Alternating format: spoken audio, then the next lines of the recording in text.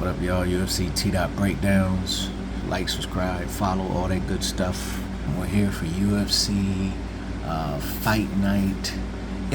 So I've seen this thing called like 4 different names. It was UFC on ABC 3. It was the UFC Fight Night. It was in Long Island, I believe. T-City Ortega versus Ortega Rodriguez for the main event. It was a pretty good card. The weirdest thing though, Felder and DC were wearing these, and I can't remember if it was Anik or not, but whoever else was in the booth, they were wearing these like gold ABC sports jackets or something. And I'm guessing they're from the 70s because even I don't remember them and I'm old, but like they were wearing them like it was this big deal, and they just looked terrible to me. And I don't even think they knew they were gonna wear those. Like I'm pretty sure like they were just wearing other suits, and it was like, hey, take off that suit, put on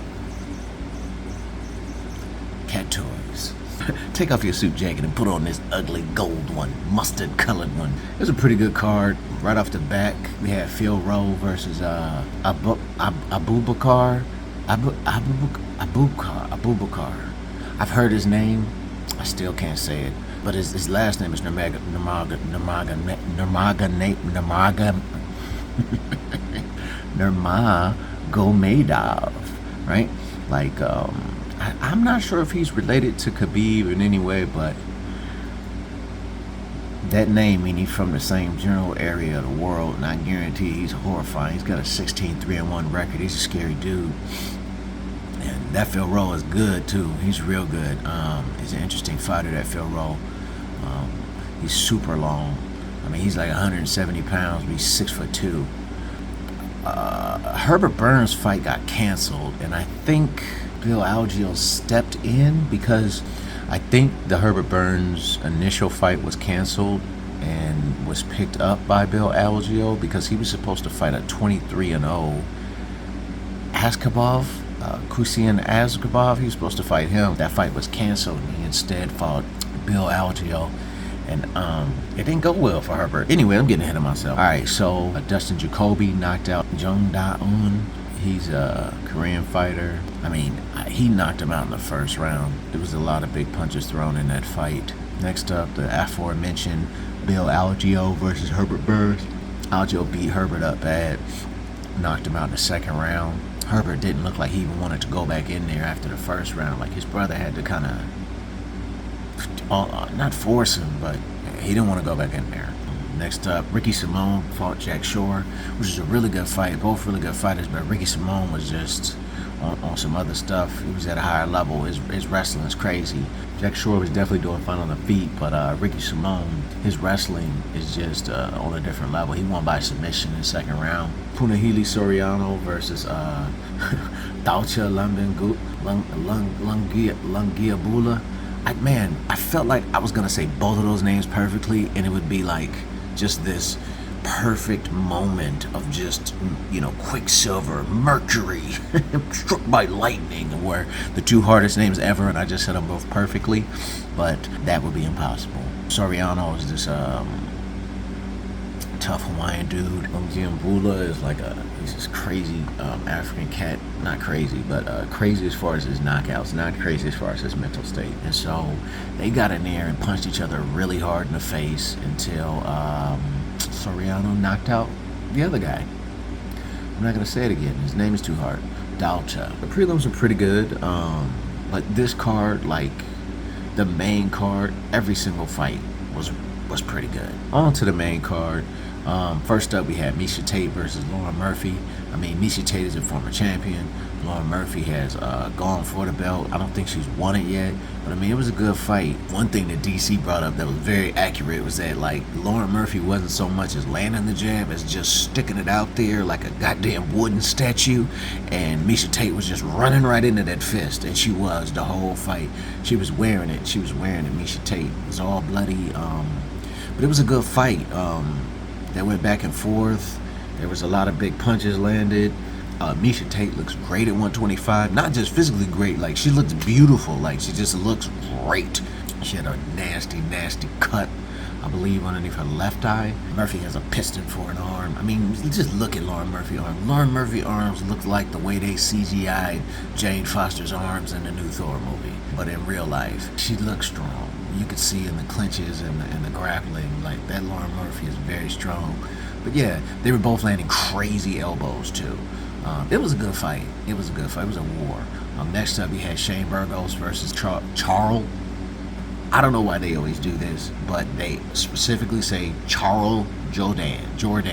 His name is Charles, according to the spelling, but they always just say Charles. And when they do that, I'm always wondering, like, is that how he wants them to call it, or are they calling his name wrong, like Tyron Woodley? Like, it says Tyrone if you spell it. Like, is he doing the weird nuance, or are the announcers trying to put something on it? You know what I'm saying? Like how they called Donald Glover Donald Glover for years, and then one day this nigga was like, my name's Donald. All right, Shane Burgos versus Charles Jordan. He's this kickboxer. He's that Jordan dude is good on the feet, man, because Burgos is not a joke, and when they were on the feet, he really looked dominant. It was back and forth. Burgos definitely was winning in the grappling. Jordan was definitely killing him in the striking. The judges were all over the place in this one, though. Like, one judge gave Burgos a 10-8. The other judge gave Jordan a 10-8. Burgos won by majority decision, which is like the judges didn't even agree who won, basically. It was a good fight. It was a close fight, so I get it. Majority decision is weird. Did Shane win that fight? I thought Jordan won that fight. That's right. Jordan did win that fight, but they gave it to Shane. I think Jordan won that fight by a hair margin. I mean, it was a very close fight, but it just seemed like Jordan was winning that fight. You know, these judges in the UFC. The judges didn't even agree on this one, so I don't need to argue that it was controversial, the decision. Next up, we had Matt Schnell versus Sumadarji.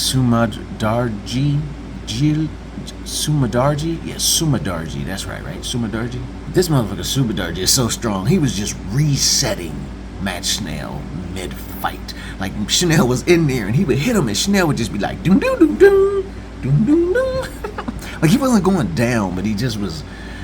Schnell could never get a rhythm started. He could never get, like, a rhythm going on the feet, because every time Sumadarji hit him, he just, like, stopped him. Like, he just was... Dink! Dink!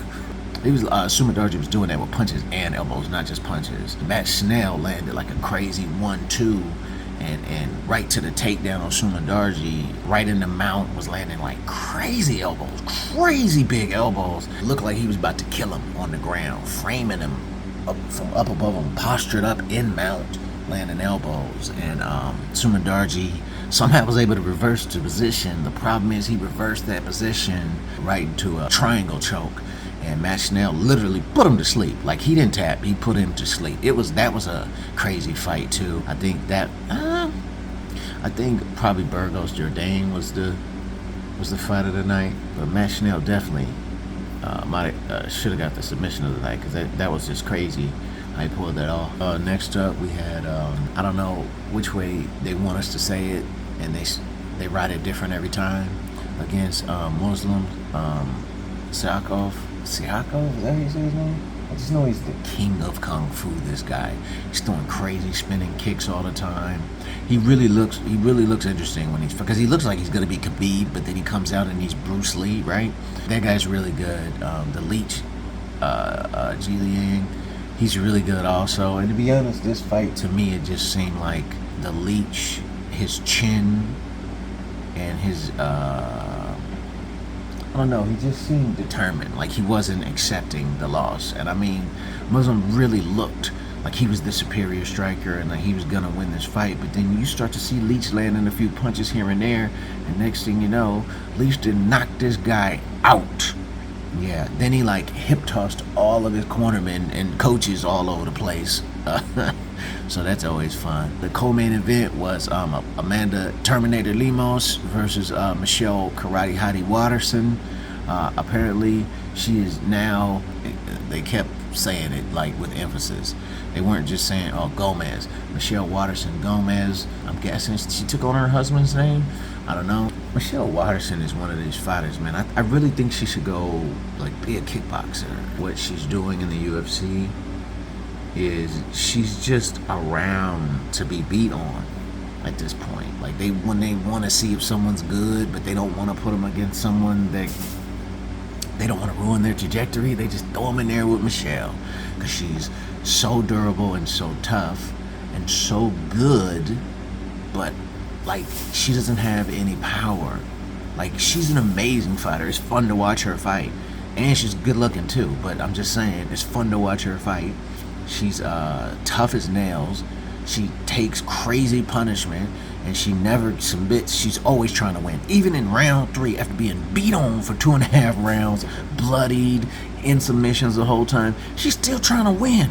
Like she don't have no quit in her. Michelle Waterson is dope like that. But as I say that, she quit in this match. But in her defense, like, you know, it was either quit or be put to sleep. This Amanda Lemos, man, she's like, I call her Terminator because her facial expression never changes. She just always looks like, I'm going to kill my opponent. That is how it goes. It's not personal. I don't hate her, but she will die. And then, like, she just lost to Jessica Andrade in her last fight. But that was literally Terminator v. Terminator. You know what I'm saying? So in this fight against Michelle Waterson, Michelle, you know, she did what she does. She's dancing around. Footwork looks amazing. Great kicks, using her feet like jabs like she does. But every time Amanda hit her, it looked like Michelle was about to go down. Maybe not every time, but almost every time. That Michelle Lemos hits hard. That's all I'm saying. And if you're in that division, be afraid. Be very afraid. She gonna hurt you. And I think Michelle Waterson needs to do some serious heavy weight training to get some power, or she needs to maybe possibly think about doing something else. Not necessarily not fighting, but not fighting in the MMA, and maybe not fighting at the UFC level anymore, because she could probably go be a champion somewhere else. You know what I'm saying? Michelle Waterson is still a great fighter. Great. And I love to watch her fight. I'm just saying, she has the same issue Angela Hill has. Angela Hill is one of these fighters that when you watch her fight, you're like, yo, these people aren't better than her. The problem is when she runs into somebody that has real power, which is not often in that tiny weight class, but it happens when you run into somebody real power, they just knock you out. So for the main event, we had Brian T. City Ortega versus Yair Rodriguez. It was a Chihuahua, Mexico versus Los Angeles, Mexico matchup.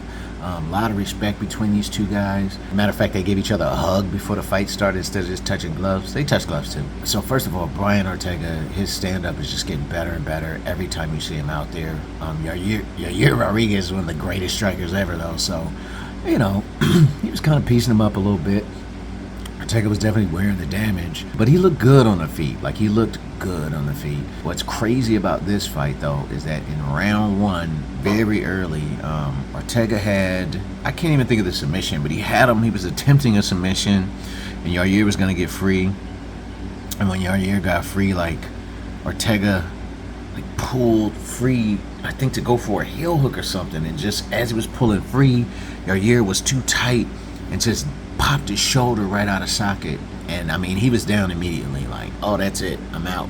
And to be honest with you, I've dislocated both of my shoulders, and I'm pretty sure I tore the rotator cuff in this one. Legitimately, in that moment when it happens, it's very debilitating. Like, it's hard to do anything when it happens. Like, you just want to fall into the ground, not to the ground though, because it hurts more, and everything hurts. It hurts to move, it hurts to sit still, like, it hurts to just not do anything. Like, it's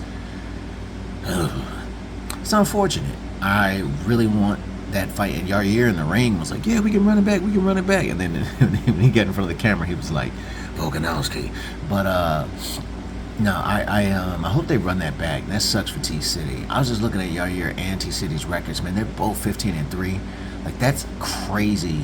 Those are both crazy good records. Like, it seems like both of them have been in all these crazy fights and battles and wars, but the reality is, like, T-City has basically only lost to Max Holloway and Alexander Volkanovski.